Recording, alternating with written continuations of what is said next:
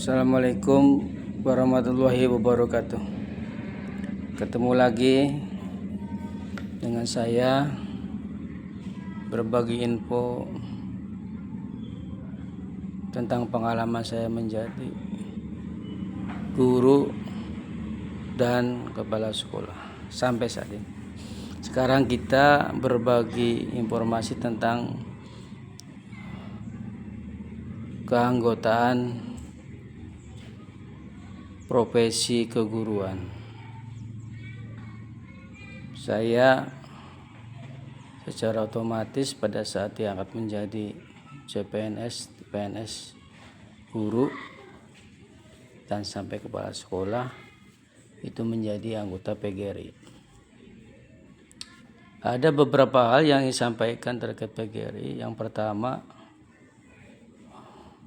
semoga PGRI yang dijabat ketua sekarang walaupun mendolimi saya, mudah-mudahan ada perubahan ke depan.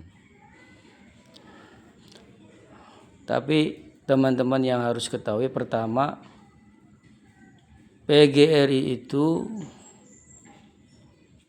akan menganggap anggota ada itu pada saat dia butuh uang. Itu terbukti dan faktanya tidak terbantahkan kemarin pada saat saya jadi guru sampai sekarang itu selalu mengemis minta uang. Pada saat jadi guru juga itu pada saat penyelesaian tanah bangunan belum selesai untuk pembayaran pembebasan kewajiban, itu minta ke anggota untuk diselesaikan. Mau tidak mau ya kami harus bayar seperti biasa melalui ketua gugus, kemudian ketua K3S, lalu setorkan ke ketua cabang masing-masing. Ketua cabang sampaikan ke PGRI Kabupaten. Termasuk pengaspalan dan bikin gapura, itu ngemis lagi minta uang ke anggota. Diselesaikan. Mereka yang duduk sekarang itu gak menyadari, gak tahu diri bahwa mereka duduk itu sudah enak itu dari keringat anggota. Makanya saya katakan pengurus inti itu hanya melihat anggota ada itu pada saat dia itu butuh uang. Selepas itu anggota diabaikan, tidak diperjuangkan, bahkan diperhatikan.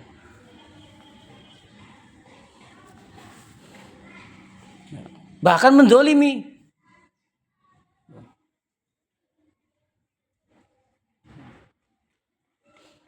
Dengan atas dasar tidak laporan dan sebagainya. Kalau butuh uang mah nggak laporan juga kami bayar. Biasa. Tadi keterbatasan ketua cabang dalam mengambil dana di masing-masing anggota itu, akamanya melibatkan tadi ketua gugus yang saya bahas kemarin. Ketua gugus itu penguasa cilik yang ada di wilayahnya. Jadi ditambah lagi PGRI yang kemarin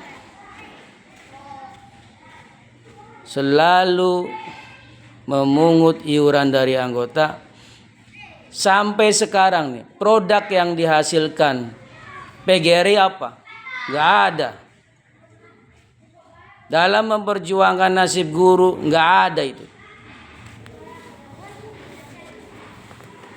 Yang ada hanya PGRI di daerah kami itu mengadakan seminar, workshop yang nyata-nyata untuk mengikuti itu bayar lagi. Dan kebutuhan mendadak, kemudian kegunaan dari kegiatan itu minim, sedikit kegunaannya. Karena kurikulum yang kemarin itu berbasis setiap pelatihan, seminar dan itu online. Sertifikatnya juga gratis. Diikuti juga gratis. Ini malahan berbayar. Walaupun tidak wajib, tapi ya maksa saja itu. Dan saya menugaskan salah satu guru untuk mengikuti. Saya lihat di sana hanya berapa orang itu tuh yang ada di ruangan untuk mengikuti kegiatan itu, mendengarkan materi yang disampaikan. Yang lainnya di luaran, ngobrol dan sebagainya. Termasuk kalau kegiatan nanti itu tuh HUT, itu nanti akan diminta lagi itu tuh. Jadi kegiatan-kegiatan PGRI yang kemarin-kemarin itu hanya sebatas ingin menampilkan bahwa anggotanya banyak,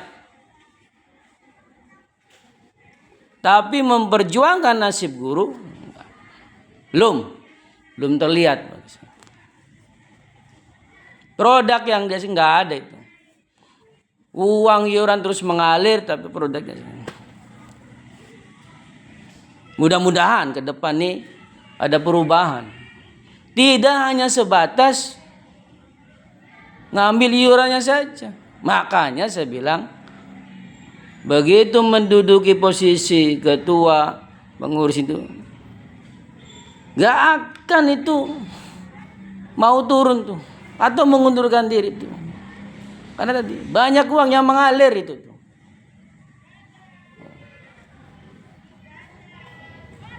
Belum lagi kalau kegiatan-kegiatan HUT itu ya perlombaan, kegiatan seremonial lainnya seperti jalan santai dan sebagainya.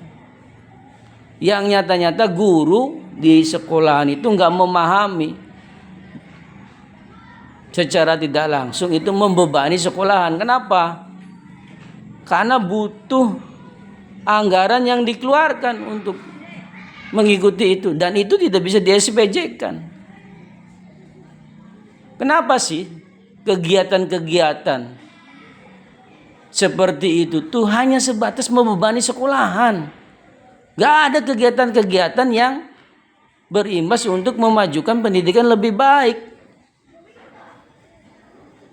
Cobalah berpikir ke depan itu, para pejabat, para ketua-ketua, memikirkan pendidikan kita ini lebih baik. Jangan hanya sebatas ingin menonjolkan keanggotaan banyak, seremonial, hura-hura dan sebagainya.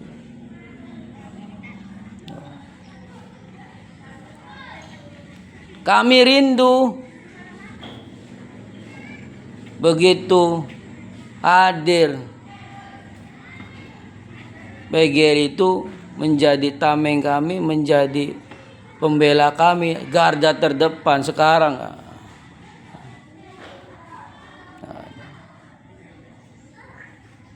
jadi semoga saja PGRI ke depan ada perubahan, reformasi. Dan perlu diingat dan perlu dicatat, hal itu dilakukan terus-menerus, nggak ada pembinaan, nggak ada teguran dari PGRI provinsi, PB pusat, nggak ada. Karena mereka nggak akan tahu. Makanya di daerah katakanlah memperlakukan anggota itu seperti itu. Jadi saya mempertanyakan, belum lagi penghasilan luar yang di daerah kami PGRI itu, kemana itu alir dana keuangan itu? Masih tetap aja iuran berjalan.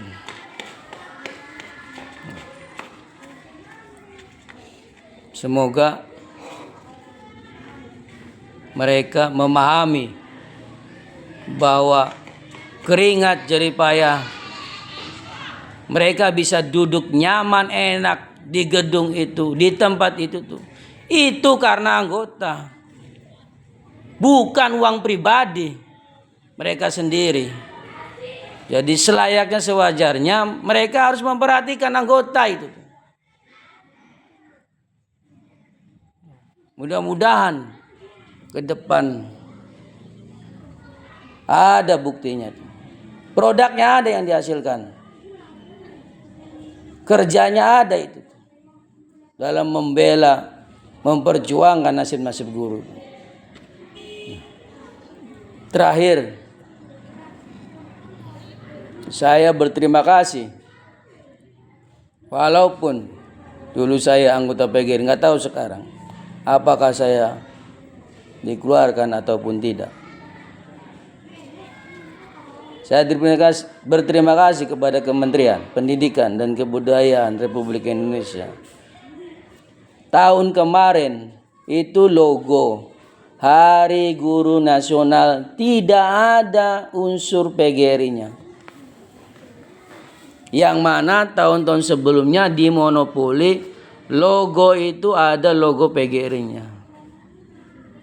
Saya acungi jempol Kementerian Pendidikan dan Kebudayaan Republik Indonesia bahwa tanggal 25